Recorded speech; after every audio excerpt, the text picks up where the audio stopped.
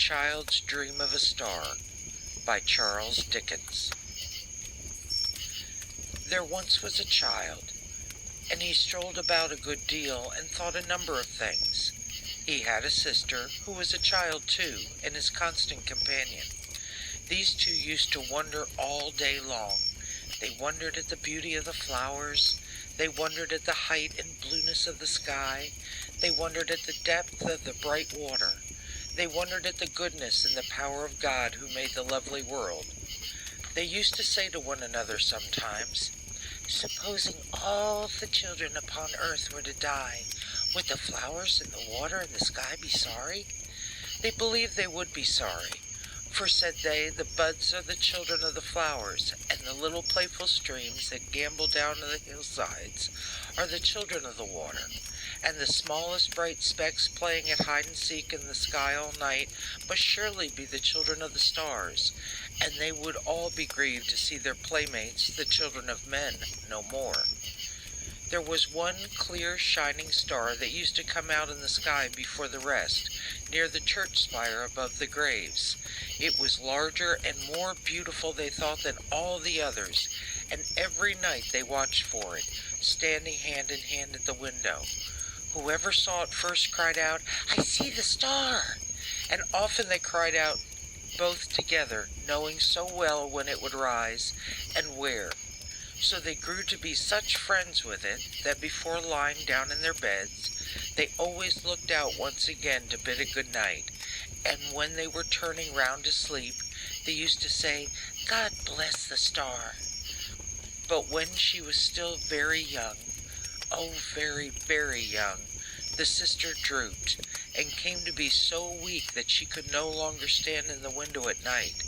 And then the child looked sadly out by himself, and when he saw the star, turned round and said to the patient pale face on the bed, "I see the star." And then a smile would come upon the face, and a little weak voice used to say, "God bless my brother and the star."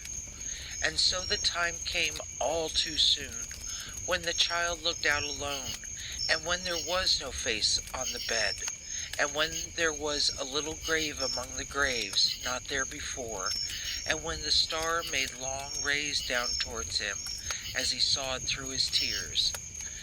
Now these rays were so bright, and they seemed to make such a shining way from earth to heaven, that when the child went to his solitary bed, he dreamed about the star, and dreamed that lying where he was, he saw a train of people taken up that sparkling road by angels, and the star, opening, showed him a great world of light, where many more such angels waited to receive them.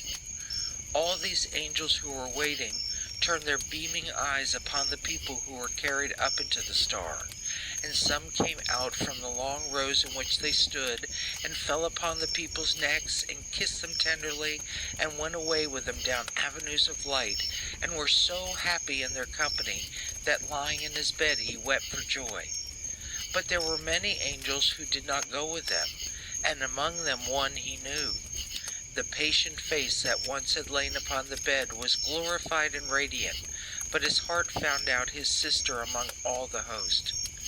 His sister's angel lingered near the entrance of the star, and said to the leader among those who had brought the people thither, "Is my brother come?" And he said, "No."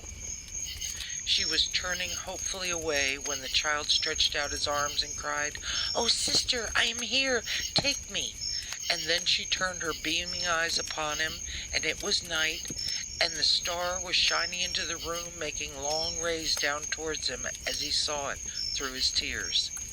From that hour forth, the child looked out upon the star as on the home he was to go, when his time should come, and he thought that he did not belong to the earth alone, but to the star too, because of his sister's angel gone before. There was a baby born to be brother to the child, and while he was so little that he never yet had spoken word, he stretched his tiny form out on his bed and died. Again the child dreamed of the open star, and of the company of angels, and the train of people, and the rows of angels with their beaming eyes all turned upon those people's faces. Said his sister's angel to the leader, "Is my brother come?" And he said, "Not that one, but another." As the child beheld his brother's angel in her arms, he cried, "Oh, sister, I am here, take me." And she turned and smiled upon him, and the star was shining. He grew to be a young man, and was busy at his books, when an old servant came to him and said, "Thy mother is no more. I bring her blessing on her darling son." Again at night he saw the star, and all that former company. Said his sister's angel to the leader, "Is my brother come?" And he said, "Thy mother."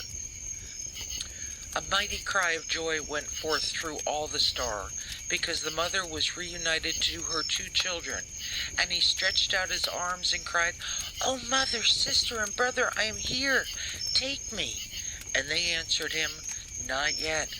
And the star was shining. He grew to be a man whose hair was turning gray, and he was sitting in his chair by the fireside, heavy with grief, and with his face bedewed with tears, when the star opened once again. Said his sister's angel to the leader, "Is my brother come?" And he said, "Nay, but his maiden daughter."